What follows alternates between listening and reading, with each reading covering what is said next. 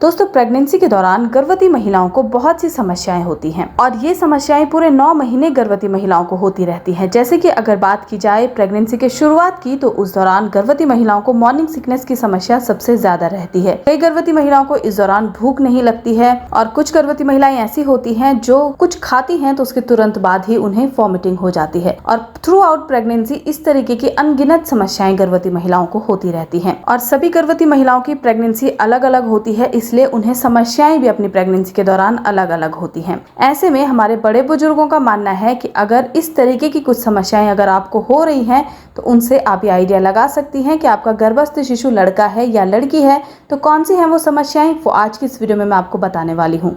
Video में अंत तक बने रहिएगा। चैनल पर नए हैं तो सब्सक्राइब कीजिएगा और वीडियो को लाइक शेयर जरूर करिएगा। तो दोस्तों, सबसे पहला है पेट के निचले हिस्से में दर्द होना। अक्सर गर्भवती महिलाओं को प्रेगनेंसी के शुरुआत से ही पेट के निचले हिस्से में हल्का फुल्का दर्द होने लगता है और ये दर्द अगर थ्रू आउट प्रेगनेंसी आपके साथ है, यानी कि प्रेगनेंसी के फर्स्ट मंथ से और 9th मंथ तक ये दर्द अगर आपको महसूस हो रहा है तो ऐसे में गर्भस्थ शिशु एक लड़का माना जाता है। लेकिन फ्रेंड्स, अगर आपको प्रेगनेंसी के शुरुआत में यानी कि फर्स्ट ट्राइमेस्टर में बहुत तेज पेट में दर्द हो रहा है, साथ ही क्रैम्प्स आपको उठ रहे हैं और ब्लीडिंग अगर हो रही है, तो इसे आपको नजरअंदाज नहीं करना है, क्योंकि ये प्रेगनेंसी के दौरान खतरे का संकेत होता है। दूसरा है कमर के निचले हिस्से में दर्द होना।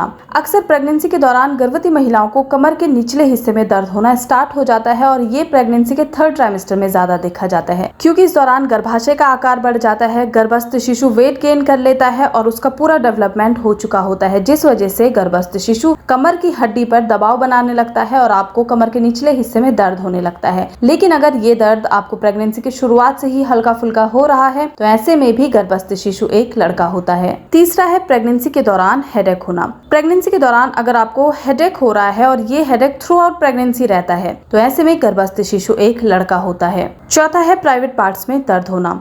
प्रेगनेंसी के 3rd ट्राइमेस्टर में जब गर्भवती महिलाएं जाती हैं तो उस दौरान प्राइवेट पार्ट्स में दर्द और झंझनाहट जैसा महसूस होता है और ऐसा इसलिए होता है क्योंकि शिशु का दबाव अब आपके प्राइवेट पार्ट्स पर पड़ने लगता है। लेकिन अगर आपको ये दर्द प्रेगनेंसी के शुरुआत से ही महसूस हो रहा है, इस दर्द की वजह से आपको चलने में, उठने बैठने में दिक्कत महसूस हो रही है, तो ऐसे में गर्भस्थ शिशु एक लड़का होता है। पांचवा लक्षण आपको आपकी नाक में देखने को मिलेगा और वो ये है कि अगर प्रेगनेंसी के दौरान गर्भवती महिला की नाक की जो शेप है वो चेंज हो जाती है, यानी कि अगर आपकी नाक थोड़ी सी टेढ़ी हो जाती है या लंबी हो जाती है या फिर फूली हुई आपको महसूस हो रही है, तो ऐसे में भी गर्भस्थ शिशु एक लड़का होता है। तो फ्रेंड्स, ये थे वो 5 लक्षण जो अगर प्रेगनेंसी के दौरान आपको अपने अंदर नजर आ रहे हैं तो बड़े बुजुर्गों का मानना है कि आपका गर्भस्थ शिशु एक लड़का होता है। हालांकि इनका वैज्ञानिक आधार नहीं है, लेकिन ये लक्षण भारत में काफी टाइम से प्रचलित हैं और ये सही भी साबित होते हैं। वीडियो को समाप्त करती हूँ। धन्यवाद।